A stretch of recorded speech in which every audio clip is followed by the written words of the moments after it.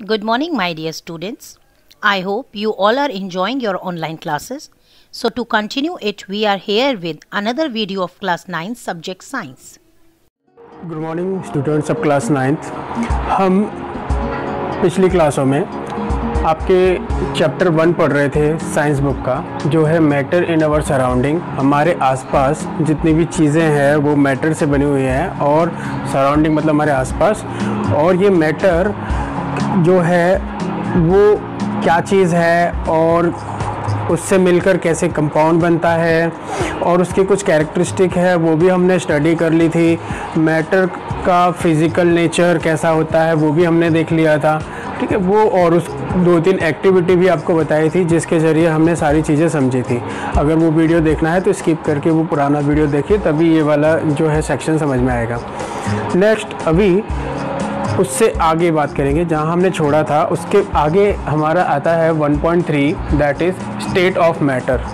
यानी जो मैटर होता है उसकी स्टेट होती है। स्टेट मतलब अवस्थाएं, उसकी अवस्थाएं होती है। अवस्था मतलब देखिए, आप अपने आसपास देखेंगे, जैसे कि मैंने बताया था अपनी पिछली वीडियो में भी, कि हमारे आसपास जितनी भी चीज़ें हैं जिसे हम देखते हैं या महसूस करते हैं वो सारी चीज़ें मैटर से मिलके बनी हैं, ठीक है। जो भी हमारे पीरियोडिक टेबल में 118 जो एलिमेंट है उससे रिपीटेडली मिलके या फिर वो एक या दो से ज़्यादा चीज़ें कंपाउंड बनके वो चीज़ें एग्जिस्ट करती है। और हमारे आसपास जितनी भी चीज़ें हम देखते हैं वो उसी एलिमेंट से मिलके बने हुए होते हैं। तो वही उसी को हम यहाँ पर क्लास 9 में उसे हम मैटर कह रहे हैं। मतलब हम जो भी चीज़ अपने आसपास देखते हैं वो मैटर से बनी है। मैटर की हिंदी होती है पदार्थ।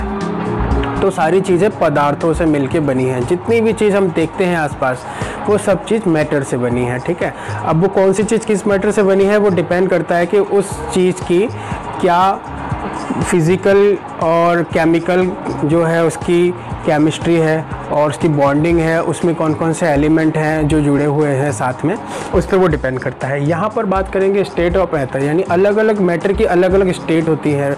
जैसे हम बात करें रूम टेम्परेचर, यानी कि जो STP होता है जिसको बोलते हैं स्टैंडर्ड टेम्परेचर एंड प्रेशर।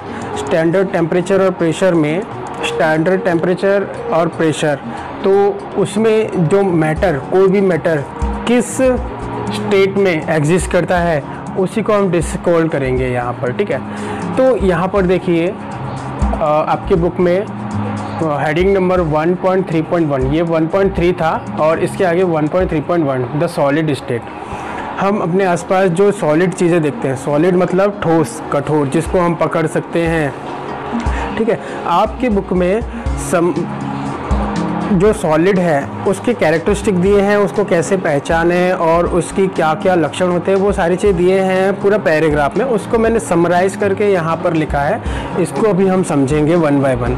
तो देखिए यहाँ पर आपका फर्स्ट है सॉलिड जो होते हैं, यानी ठोस। जितनी भी चीज़ हम ठोस देखते हैं जो कठोर होती हैं, तो उसका क्या होता है, डिफाइनाइट शेप होता है। डिफाइनाइट क्या मतलब, निश्चित आकार।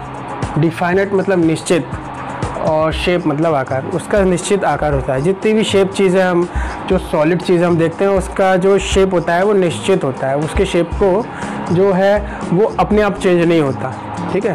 हम उसको हीट देंगे तब वो चेंज होगा या तो वो ब्रेक होगा। तो सॉलिड जो होता है उसका डिफाइनाइट शेप होता है। Second, distinct boundaries. डिस्टिंक्ट मतलब होता है स्पष्ट या एक जैसा, जिसको हम जो एक ही जैसा होता है महसूस कर सके, देख सके। तो उसकी बाउंड्रीज क्या होती है, जो सॉलिड होता है, समझ लो ये सॉलिड है, ये एक शुगर का या सॉल्ट का क्रिस्टल है, ठीक है। तो इसकी जो बाउंड्रीज होगी, बाउंड्री मतलब उसके आसपास का जितना भी इलाका होगा जो उसको बांधे रखता है वो डिस्टिंक्ट होगा, यानी कि एक जैसा स्पष्ट दिखाई देता होगा उसकी, ठीक है। जैसे कि आप पानी ले लो, लिक्विड, उसको आप जिस कंटेनर में डालते हैं तो उसका शेप वो ले लेता है। तो उसकी बाउंड्री क्या है, वो निश्चित नहीं है, वो चेंज होती रहती है। जैसे हवा है, हवा की बाउंड्री को तो हम देख ही नहीं पाते हैं, ठीक है। अब नेक्स्ट बात करते हैं फिक्स्ड वॉल्यूम। ये जो सॉलिड होता है, इस सॉलिड का वॉल्यूम फिक्स होता है, इसको हम चेंज नहीं कर सकते। अब ये वॉल्यूम से क्या समझेंगे, जैसे ये समझ लो एक क्रिस्टल है। किसका क्रिस्टल मैंने बताया, शुगर का या सॉल्ट का, ठीक है। चीनी का दाना समझ लो ये। तो इस चीनी के दाने में जितने मॉलिक्यूल होंगे शुगर के, वो एक फिक्स्ड होगा, वो इसके बाहर नहीं जा सकता और बाहर से कोई दूसरा इसके अंदर नहीं आ सकता। तो ये इसका वॉल्यूम फिक्स्ड होगा, ठीक है। वॉल्यूम मतलब जो है मास पर यूनिट एरिया, ये एरिया है ये, और ये का हम जो लेंथ और विड्थ का हम मल्टीप्लाई करते हैं तो एरिया निकलता है। तो मास मतलब द्रव्यमान। तो एक एरिया में रहा हुआ एक पर्टिकुलर एरिया, यानी ये अगर हम 1 सेमी इंटू 1 सेमी करें तो उसमें जो मास होगा, एक द्रव्यमान होगा, वो हर चीनी के क्रिस्टल में जिसका जो 1 सेमी स्क्वायर होगा, जिसका एरिया, उसमें द्रव्यमान सेम होगा। तो इससे क्या हम कंक्लूजन पे आए कि इसकी वॉल्यूम जो होती है वो शेप, इसकी वॉल्यूम फिक्स्ड होती है, ठीक है। सॉलिड की बात कर रहे हैं। नेक्स्ट टेंडेंसी, ये हमने देख लिया, ये हमने देख लिया, फिक्स्ड वॉल्यूम होता है। Next tendency to maintain shape, यानी कि जो सॉलिड है, सॉलिड की प्रवृत्ति, टेंडेंसी मतलब प्रवृत्ति, ऐसी प्रवृत्ति होती है कि अपने शेप को वो मेंटेन करके रखता है। शेप मतलब ये इसकी साइज जो है इसको मेंटेन रखता है। ये प्रवृत्ति मतलब ये इसकी सॉलिड की हमेशा ये कोशिश रहती है कि इसका जो शेप है वो चेंज ना हो, ठीक है। रूम टेम्परेचर में, स्टैंडर्ड टेम्परेचर और एटमॉस्फेरिक प्रेशर में इसका जो वॉल्यूम है और इसका जो शेप है वो चेंज ना हो, ये इसकी टेंडेंसी रहती है सॉलिड की। नेक्स्ट हम देखेंगे break but do not change shape. अब जो सॉलिड होते हैं वो सॉलिड पर अगर हम एक्सटर्नल फोर्स लगाएं, ठीक है, तो ये जो हमने पहले क्या देखा, उसकी टेंडेंसी होती है शेप को मेंटेन रखेगा, वो शेप को चेंज नहीं होना। जैसे पानी है, पानी को हम किसी कंटेनर में डालते हैं तो शेप चेंज हो जाता है अपने आप, बट सॉलिड को हम किसी कंटेनर में डालेंगे तो इसका शेप चेंज नहीं होगा। तो क्योंकि इसकी टेंडेंसी है कि वो मेंटेन रखता है शेप को, तो उसी पॉइंट पर अभी ये हमारा पॉइंट बना, break but do not change shape. वो उसको हम एक्सटर्नल फोर्स देंगे या दबाएंगे या खींचेंगे किसी सॉलिड को, सपोज करो ये मार्कर है, इसको हम दबाएंगे या खींचेंगे तो ये इसका शेप चेंज नहीं होगा पर ये टूट जाएगा, ठीक है। तो इसीलिए हम ये वाला जो है पॉइंट हमने क्लियर किया कि वो टूट जाता है जो सॉलिड है पर उसकी शेप चेंज नहीं होती है, ठीक है। Next they are rigid. Rigid मतलब कठोर। तो वो क्या होते हैं, वो कठोर होते हैं, ठीक है। इसका आगे और भी है, उसकी डक्टिलिटी और टेंसिलिटी बहुत होती है, बट वो अभी आपकी बुक में भी नहीं दिया है, तो जो बुक में दिया है उसी को हम डिस्कस करेंगे, ठीक है ना। तो ये रिजिड यानी कठोर होते हैं, कौन से, सॉलिड। तो सॉलिड के ये जितने भी कैरेक्टरिस्टिक है जो बुक में आपको डिटेल में दिया हुआ है, और कुछ एक्टिविटी भी दी हुई है उसके आगे। एक्टिविटी में कुछ खास नहीं है, बस ये बताया कि आप कुछ अपने आसपास की चीज़ों को उठाइए, जैसे मार्कर है, नोटबुक है, एक वुडन ब्लॉक है, प्लास्टिक की कोई चीज़ें हैं, तो उसको आप देखिए क्या वो उसको तोड़ सकते हैं, क्या खींच सकते हैं, क्या उसको उसका शेप चेंज होता है, तो आप देखेंगे कि नहीं होता है। तो वही एक्टिविटी है। उस एक्टिविटी पे बेस हमने ये कुछ कंक्लूज़न निकाले हैं कि जो सॉलिड होते हैं उनके ये कैरेक्टरिस्टिक होते हैं, ये हमने देख लिया। अब साथ ही साथ सॉलिड के बाद जैसे कि हम अपने बचपन से सीखते आ रहे हैं, 3 स्टेट होती हैं हमारे जो मैटर होते हैं, मैटर किसी मैटर की 3 स्टेट होती है, सॉलिड, लिक्विड या गैस। ये 3 में से किसी एक में ही फॉल करता है वो। तो हमने सॉलिड देख लिया, अब हम बात करेंगे लिक्विड की। जो लिक्विड स्टेट के मैटर होते हैं उनमें क्या कैरेक्टरिस्टिक होती है, वो कैसे सॉलिड से अलग है। तो देखिए जो लिक्विड स्टेट होते हैं वो क्या, नो फिक्स्ड शेप। अब लिक्विड आपको पता है, लिक्विड मतलब तरल, जो बह सके ऐसा, यानी पानी जैसा पदार्थ, वो सारा लिक्विड में आता है, ठीक है ना। तो बह सकने वाला, जो सॉलिड से थोड़ा अलग हो। और एक चीज़ आपको बता दूं, ये आपके बुक में नहीं है, बुक में है आगे है। जो सॉलिड होते हैं, सॉलिड में जो पार्टिकल्स होते हैं उसके जो एटम होते हैं वो पास पास होते हैं, बहुत ही पास पास। तो उनके बीच में क्या जगह नहीं होती है, स्पेस कम होती है, और वो मूव नहीं करते, वो फिक्स रहते हैं। और मूव करते हैं, वाइब्रेट करते हैं बहुत ही लो फ्रिक्वेंसी से, तो वो वाइब्रेशन नेग्लिजिबल है, ठीक है। तो सॉलिड के जो पार्टिकल होते हैं वो मूव नहीं करते। अब जो लिक्विड के पार्टिकल हैं उनके बीच में स्पेस बहुत होता है, लिक्विड के पार्टिकल के बीच में स्पेस बहुत होता है, तो वो मूव करते हैं आपस में, ठीक है। और इसीलिए क्या है, लिक्विड में कोई चीज़ आराम से घुल जाती है, सॉलिड में कोई चीज़ को हम मिक्स करते हैं तो मिक्स नहीं होती। जब नमक और चीनी को मिक्स करो साथ में तो मिक्स नहीं होगी, फिर भी अलग दिखाई देगा। बट जो पानी में हम नमक डालते हैं या चीनी डालते हैं तो वो फिक्स हो जाता है, वो उसमें डिज़ोल्व हो जाता है। तो क्या है, इसमें बीच में पार्टिकल के बीच में स्पेस है जहाँ पर सॉलिड जाके एडजस्ट हो जाता है। तो हमने क्या देखा, नो फिक्स शेप, इनका शेप फिक्स नहीं होता लिक्विड का। जिस कंटेनर में डालो उस कंटेनर का वो शेप ले लेता है। सपोज़ हमने पानी को बाल्टी में रखा तो बाल्टी का शेप ले लेता है, उसको आप ग्लास में रखोगे ग्लास का शेप ले लेगा। सिमिलरली ऑयल भी लिक्विड है, ऑयल को आप जिस कंटेनर में रखते हो तो उसका शेप ले लेता है वो, ठीक है। उसको हम फेंक देते हैं तो वो बह जाता है। तो ये सारी चीज़ें हैं। नेक्स्ट आप देखेंगे फिक्स्ड वॉल्यूम। तो हमने क्या देखा कि नो फिक्स्ड शेप, जो लिक्विड होते हैं उनका शेप फिक्स नहीं होता बट उनका वॉल्यूम फिक्स होता है। अभी वॉल्यूम क्या, हमने यहाँ पर बात की थी, वॉल्यूम क्या है कि पर यूनिट एरिया में रहा हुआ मास, पर यूनिट एरिया में, यूनिट एरिया मतलब आप यूनिट एरिया कुछ भी ले सकते हैं, 1 सेंटीमीटर इंटू 1 सेंटीमीटर ले सकते हैं, 1 मीटर इंटू 1 मीटर ले सकते हैं, 1 किलोमीटर इंटू 1 किलोमीटर ले सकते हैं। मतलब यूनिट एक होना चाहिए, पर यूनिट एरिया में उसके अंदर जितना भी चीज़ समा सकता है तो उसे हम वॉल्यूम कहते हैं। तो जैसे पर यूनिट एरिया में फिक्स्ड शेप होता है, सॉलिड के एक पर्टिकुलर अमाउंट के जो एटम ही उसमें एडजस्ट हो सकते हैं, पार्टिकल एडजस्ट होते हैं। सिमिलरली लिक्विड का जो शेप होता है, लिक्विड का जो वॉल्यूम होता है 1 सेमी इंटू 1 सेमी में जितने लिक्विड एडजस्ट हो सकते हैं वो वॉल्यूम सेम फिक्स्ड होता है, ठीक है। वो वॉल्यूम चेंज नहीं होता क्योंकि ये जो है वो इसके मॉलिक्यूल जो लिक्विड के जो एटम होते हैं तो वो फ्रीली मूव नहीं कर सकते, अटैच होके रहते हैं। इनके स्पेस, बीच में स्पेस होता है पर इतना नहीं होता है कि वो अपने आप की बॉन्डिंग छोड़ दें और कहीं और निकल जाए जैसे गैस में होता है। तो इसीलिए क्या कहा है, इनकी वॉल्यूम फिक्स होती है। इसमें जितना पानी पर यूनिट, इसको यूनिट समझेंगे, ये मान लो ये 1 सेंटीमीटर है सपोज़ करो और ये भी 1 सेंटीमीटर है, तो इतने में जितना पानी आ सकता है उतना ही पानी आएगा, ठीक है। आप कहीं भी उसको जो है आप चेक कर लेंगे तो उनका वॉल्यूम फिक्स रहता है। उसके अंदर का जो पानी का द्रव्यमान है, पानी कितना समा सकता है 1 से इसमें, तो वो उतना ही समाएगा, ठीक है। वो फ्रीली मूव करके नहीं जा सकते। Next, they are not rigid, ये कठोर नहीं होते। जो लिक्विड होते हैं वो कठोर नहीं होते क्योंकि उनके बीच के जो पार्टिकल है उनके बीच में स्पेस बहुत होता है, तो ये इसलिए कठोर नहीं होते और इसलिए हम उसका आकार चेंज कर पाते हैं क्योंकि वो स्पेस बहुत है, उसको जैसे हम चाहें वैसे हम उसकी आकार दे सकते हैं। Next, solid, liquid and gas can diffuse into liquid. अब ये देखो, ये वाला इंटरेस्टिंग पार्ट है। जो सॉलिड होता है ना और लिक्विड होता है और गैस है, ये तीनों अवस्थाएं हैं, हमने स्टेट देखी हैं मैटर की, ये तीनों स्टेट हैं, सॉलिड, लिक्विड और गैस।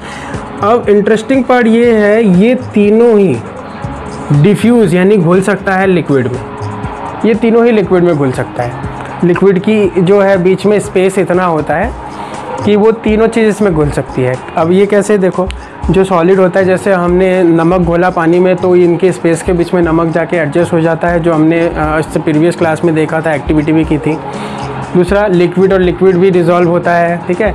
आप हनी लो, हनी को पानी में डिज़ोल्व करो तो वो डिज़ोल्व हो जाएगा, तो लिक्विड और लिक्विड भी डिज़ोल्व होता है। अब ऑयल डिज़ोल्व नहीं होता, उसका एक दूसरा रीज़न है क्योंकि वो जो है फैटी एसिड होता है, वो पानी, उसका डेंसिटी अलग होता है, इसलिए वो डिज़ोल्व नहीं होता। नेक्स्ट, एंड गैस, तो गैस भी पानी में डिज़ोल्व हो जाती है। गैस मतलब कार्बन डाइऑक्साइड या ऑक्सीजन, वो पानी में डिज़ोल्व हो जाती है। तो देखिए, इसी जो एक्वाटिक प्लांट होते हैं, हमारे जो पानी के नीचे रहने वाले प्लांट होते हैं, वो कैसे सांस लेते हैं, वो पानी में घुले हुए ऑक्सीजन से सांस लेते हैं। और जो एक्वाटिक एनिमल होते हैं वो भी, जैसे फ़िश है, गिल से अपना ब्रीथिंग और रेस्पिरेशन करती है, वो पानी में घुले हुए ऑक्सीजन से ही करती है। तो इससे भी हमें ये पता चलता है कि गैस भी पानी में, लिक्विड में डिज़ोल्व हो जाती है। तो ये तीनों चीज़ें लिक्विड में डिज़ोल्व हो जाती है, ये भी लिक्विड का कैरेक्टरिस्टिक है, ये भी हमने देख लिया। अब next, diffusion rate is higher in liquid. अब जो डिफ्यूज़न रेट होता है, डिफ्यूज़न क्या समझा हमने, घुलना, घुलने वाली जो रेट होती है, यानी घुलने की दर, यानी कि घुलने की दर मतलब 1 सेकंड में या 1 मिनट में, दर मतलब टाइम, कोई भी टाइम लेते हैं हम, तो 1 सेकंड में या 1 मिनट पकड़ लो, 1 मिनट में जितना डिफ्यूज़न लिक्विड होगा, ठीक है, लिक्विड का हायर होगा देन कंपेयर टू सॉलिड। यानी कि ये सिंपली ये जो है इसका मीनिंग ये है, ये यहाँ से यहाँ तक इसका मीनिंग ये है कि लिक्विड और लिक्विड आसानी से घुलेगा, उसको कम टाइम लगेगा, लेकिन लिक्विड में सॉलिड घोलेंगे तो उसको ज़्यादा टाइम लगेगा। तो इसीलिए क्या लिखा है, diffusion rate is higher in liquid. जो घुलने का जो रेट होता है वो लिक्विड में हायर होता है, यानी ज़्यादा होता है, यानी रेट हाई मतलब जल्दी कम टाइम में हो जाता है। और जो सॉलिड को उसमें घोलेंगे लिक्विड में तो टाइम ज़्यादा लेगा, तो उसमें क्या रखेगा कि रेट लोअर। ठीक है, नेक्स्ट हम देखेंगे liquid state particle moves freely. Liquid state के जो पार्टिकल होते हैं वो फ्रीली मूव करते हैं। ठीक है, लिक्विड के हमने पार्टिकल देखे वो फ्री मूव करते हैं, उनके बीच में एंड हैव ग्रेटर स्पेस, और उनके पास ग्रेटर स्पेस लिखा है। ग्रेटर यहाँ पर जो है कंपैरेटिव लिया है। कंपैरेटिव क्यों लिया है, क्योंकि ये सॉलिड जो है सॉलिड से ज़्यादा स्पेस होता है। अब ग्रेटेस्ट नहीं लिया है क्योंकि इसके बाद जो गैस में देखने वाले हैं उसमें तो और ज़्यादा स्पेस होता है, तो इसीलिए हमने यहाँ पे कंपैरेटिव डिग्री ली है। तो ग्रेटर स्पेस, ग्रेटर यानी कंपेयर करें किससे, सॉलिड से, तो सॉलिड से ज़्यादा इसमें स्पेस होता है, तो इसीलिए इसके बीच में जो पार्टिकल एडजस्ट हो जाते हैं और डिफ्यूज़न हमारा ईजी हो जाता है। ठीक है, तो ये सारे हमने पॉइंट यहाँ पे देख लिए हैं। हमने सॉलिड और लिक्विड देख लिया है। लिक्विड के बाद अब बात करते हैं सॉलिड की। तो यहाँ पर देखिए सॉलिड का जो भी स्ट्रक्चर है, जो भी हमने यहाँ करना है एक्टिविटी और जो भी उसके कैरेक्टरिस्टिक है मैंने यहाँ लिख रखा है जिससे कि टाइम सेव हो। तो देखिए यहाँ पर आपकी बुक में भी दिया हुआ है सॉलिड और गैस तो हमने समझ लिया, सॉरी सॉलिड और लिक्विड हमने समझ लिया। अब गैस को समझने के लिए एक एक्टिविटी दी हुई है और वो एक्टिविटी डिस्कस करना बहुत ज़रूरी है, तभी आपको समझ में आएगा। तो एक्टिविटी 1.11 है, बुक में भी आप देख सकते हैं। अब मैं समझा दूँ एक्टिविटी क्या है। एक्टिविटी 1.11 में आपको 3 सीरीज़ लेनी है। ठीक है, जो 100 ml की सीरीज़ आती है जिसे इंजेक्शन बोलते हैं, वो आपको 3 लेनी है। और उसका ये जो खींचने वाला पार्ट होता है वो उसका जो कहलाता है पिस्टन। ठीक है, तो तीनों के पिस्टन रिमूव कर देने हैं और ये जो इसकी जो माउथ होती है इस पर आपको रबर कॉर्क लगा देनी है। रबर कॉर्क लगाने से क्या होगा, ये जो होगा ये एयर टाइट हो जाएगा, इसके बाद कुछ बाहर नहीं निकल पाएगा। अब क्या करना है, एक को तो आपको कुछ नहीं भरना है। अब कुछ नहीं भरना है तो खाली स्पेस तो कोई है ही नहीं है हमारे पूरे जो है पृथ्वी पर, सब जगह कुछ ना कुछ है, तो इसमें हवा है। ठीक है, कुछ नहीं भरा तो उसका मतलब इसमें हवा है। नेक्स्ट इसमें क्या करेंगे, इसमें कुछ लिक्विड भर देंगे, सब कुछ पानी भर देंगे हम, और इसमें कुछ चौक के टुकड़े डाल देंगे और तीनों का लेवल एक ही रखेंगे। ठीक है, तीनों का लेवल एक ही हो गया। अब क्या करेंगे, ये जो पिस्टन है, पिस्टन पे थोड़ा वैसलीन लगा देंगे जिससे कि मूवमेंट हमारा ईजी हो। उसके बाद पिस्टन को एडजस्ट कर देंगे और तीनों को दबाएंगे, प्रेस करेंगे। तो प्रेस करने के बाद हम क्या देखते हैं, ऑब्जर्वेशन आप खुद भी देख सकते हैं, और जो ऑब्जर्वेशन आने वाला है वो मैं आपको डिस्कस करके बता देता हूँ। ऑब्जर्वेशन में क्या आएगा, जो सॉलिड है वो कम दबेगा। ठीक है, सॉलिड प्रेस कम होगा, और ये जो लिक्विड है वो भी प्रेस कम होगा पर सॉलिड से थोड़ा ज़्यादा होगा। जो गैस है ना, जिसमें हवा है, जिसमें कुछ नहीं, वो पूरा प्रेस हो जाएगा, पूरा यहाँ तक दब जाएगा। ठीक है ना, अब हवा में दिखती तो नहीं है लेकिन वो क्या कंप्रेस, जो गैस वाली जो भी चीज़ें होती है वो कंप्रेस हो जाती है, उसको हम दबा के उसका वॉल्यूम कम कर सकते हैं। इसीलिए क्या होता है, यहाँ पर एक और चीज़ यहाँ पर लिखना में ज़रूरी है, इसको जो है इसका वॉल्यूम फिक्शन नहीं होता, नो फिक्स्ड वॉल्यूम। हमने इससे पहले सॉलिड और लिक्विड में क्या देखा था, वॉल्यूम इनका फिक्स्ड होता है, तो इसमें वॉल्यूम फिक्स नहीं होता। इसमें पर यूनिट एरिया में हम अगर गैस रखेंगे और तो वो उसका अगर कंटेनर में नहीं रखेंगे तो निकल जाएगा, बाहर चला जाएगा, उसका वॉल्यूम बढ़ जाएगा क्योंकि ये इसके जो पार्टिकल है गैस के वो रैंडमली बहुत स्पीड से मूव करते रहते हैं। ठीक है, इनकी जो पार्टिकल की स्पीड है वो भी सॉलिड में सबसे ज़्यादा कम है, सबसे कम है, उससे ज़्यादा लिक्विड में है और सबसे ज़्यादा मूवमेंट गैस में है। तो इसीलिए मूवमेंट के कारण क्या है, इसका वॉल्यूम फिक्स नहीं रहेगा, और यूनिट एरिया में जो मास होगा वो फिक्स नहीं रहेगा, वो चेंज होता रहेगा, वो क्योंकि मूवमेंट करके निकल जाएंगे। ठीक है, आप गैस है जो आप जो सिलेंडर आता है एलपीजी जो जिससे खाना बनाते हैं, तो उसमें आप जो एलपीजी निकालेंगे तो वो हवा में मिल जाती है और पूरे जगह पूरे घर में फैल जाती है। तो वो ऐसा नहीं होता है कि आप उसको जितना आपने गैस निकाला उतना ही दिखे या उतनी जगह पर ही रहे, वो पूरे घर में फैल जाती है। तो इससे हम क्या समझते हैं, तो उसकी वॉल्यूम जो है फिक्स नहीं रहती है। नेक्स्ट देखेंगे हाईली कंप्रेसिबल। हमने ये जो एक्टिविटी की अभी, इस एक्टिविटी में क्या समझा कि हम जो गैस स्टेट की जो भी मैटर होते हैं उनको हम कंप्रेस कर सकते हैं। तो इसीलिए हम क्या बोलेंगे, इसको हाईली कंप्रेसिबल।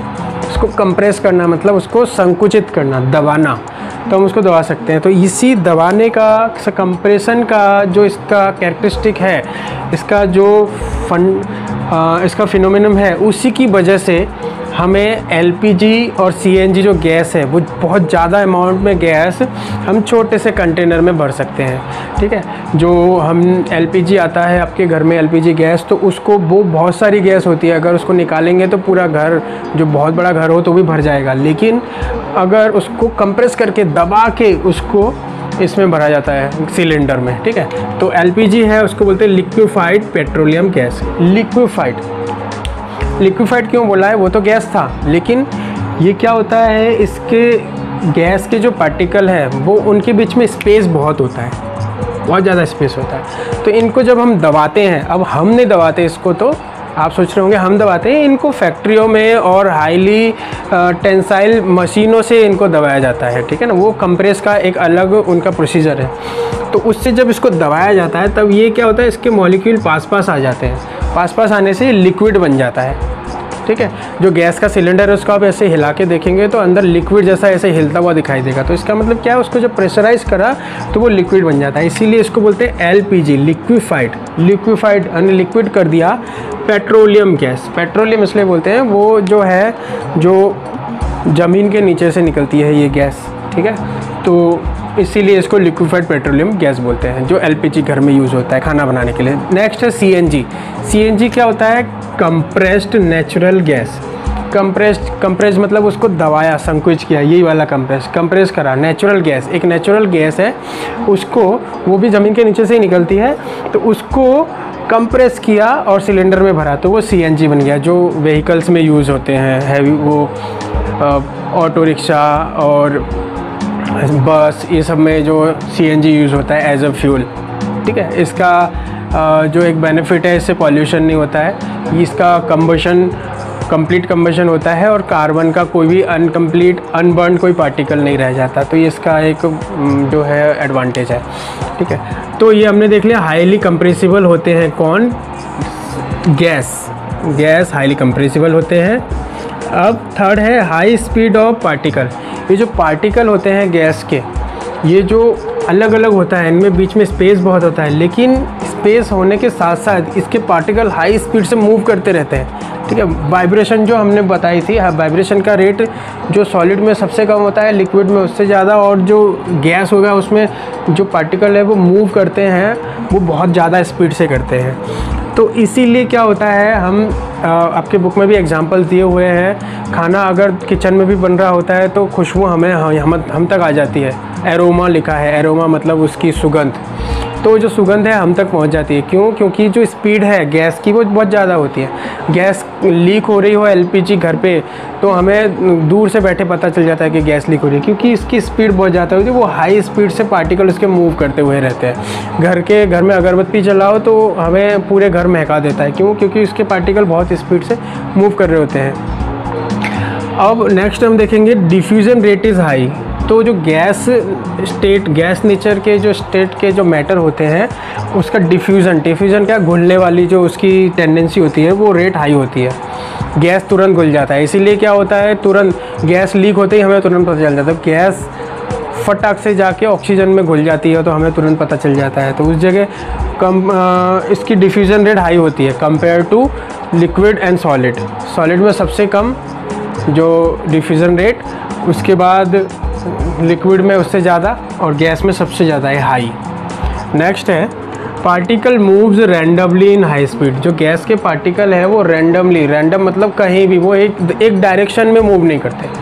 उसको गैस के पार्टिकल को खुले में अगर एटमॉस्फेयर में रख दो तो वो रैंडमली कहीं भी मूव करते हैं जहाँ वो पार्टिकल जाते हैं।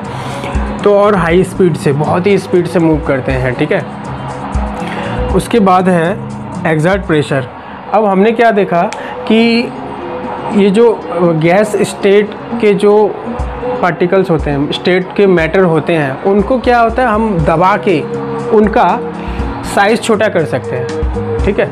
उनके बीच की स्पेस, उनके मॉलिक्यूल के बीच की स्पेस कम कर सकते हैं और उसको कंटेनर में भर सकते हैं, ठीक है। जो ऑक्सीजन होती है, ऑक्सीजन को भी कंप्रेस किया जाता है और लिक्विड ऑक्सीजन बनाई जाती है, ठीक है। तो ये प्रेशर करके हम जब उसके पार्टिकल को पास लाते हैं और उसको कंटेनर में भरते हैं, तो वो जो गैस होता है वो क्या करता है, जैसे ये सपोज़ ये सिलेंडर है हमारे घर का, ठीक है। अब इसमें जो हमने कंप्रेस करके गैस को भरा है, तो ये क्या करता है, एग्जर्ट प्रेशर, जो कंटेनर की जो वॉल है पर यूनिट एरिया, उस पर वो प्रेशर लगाता है बाहर की तरफ। वो उसके पार्टिकल जो नेचर में तो फ्री हैं, लेकिन हमने उसको प्रेशराइज़ किया, तो वो फिर अपने फ्री स्टेट में आने की कोशिश करता है। तो फ्री स्टेट में आने की कोशिश करने के लिए क्या करता है, प्रेशर एक्सर्ट करता है कंटेनर के अंदर, ठीक है। तो ये क्या है, इसका भी हमने नेचर देख लिया। गैस स्टेट को कंप्रेस करके अगर हम भरते हैं तो वो प्रेशर एक्सर्ट करता है। तो इसी रीज़न से हमारे जो सिलेंडर होते हैं जो घर में आते हैं, तो वो मोटे लोहे के चद्दर से बने हुए होते हैं, जिससे कि वो प्रेशर को वो सहन कर सके और वो गैस बाहर ना निकले और वो सिलेंडर फटे नहीं। और इसीलिए जितने भी ऐसे जो हॉस्पिटल में ऑक्सीजन के जो सिलेंडर यूज़ होते हैं, उसमें भी गैस के पार्टिकल जो है दबा के ऑक्सीजन के पार्टिकल को कंप्रेस करके भरा जाता है। तो उसमें भी उसकी जो लोहे की चद्दर होती है बहुत मोटी होती है और वो वजनदार भी बहुत होती है। इसीलिए गैस की जो सिलेंडर होती है बहुत वजनदार होती है, क्योंकि उसका जो बना हुआ लोहे से बना हुआ है, तो उसकी जो ये मोटाई है ज़्यादा होती है, क्योंकि वो एग्जर्ट प्रेशर को वो सहन कर सके। तो हमने ये तीनों देख लिया, तीनों स्टेट देख ली मैटर की। ये और मैं आपको क्वेश्चन दूंगा, ये आपको रिवाइज करना है और आपका एक सेक्शन और बनेगा। चैप्टर आपके लेंथी हैं, इसलिए हम जैसे क्लास में एक एक पॉइंट को अच्छे से समझते हैं, सेम हम यहाँ भी वही प्रोसीजर फॉलो कर रहे हैं। एक एक पॉइंट को अच्छे से समझ रहे हैं, जिससे कि आगे जाके हमको कन्फ्यूज़न ना हो। और रिमेनिंग पार्ट रह गया है आपके चैप्टर का, वो उसको एक वीडियो में और कंप्लीट कर देंगे। और यहाँ तक जो भी हमने किया है उसको घर पे रिवाइज तो करना है। होमवर्क में आपको मैं कुछ क्वेश्चंस है वो आपके बुक के ही हैं, बहुत इंपॉर्टेंट है, वो मैं आपको दे रहा हूँ, वो आपको सॉल्व करने हैं, ठीक है। और सॉल्व करने हैं, और अगर सॉल्व करने में कोई दिक्कत आ रही है तो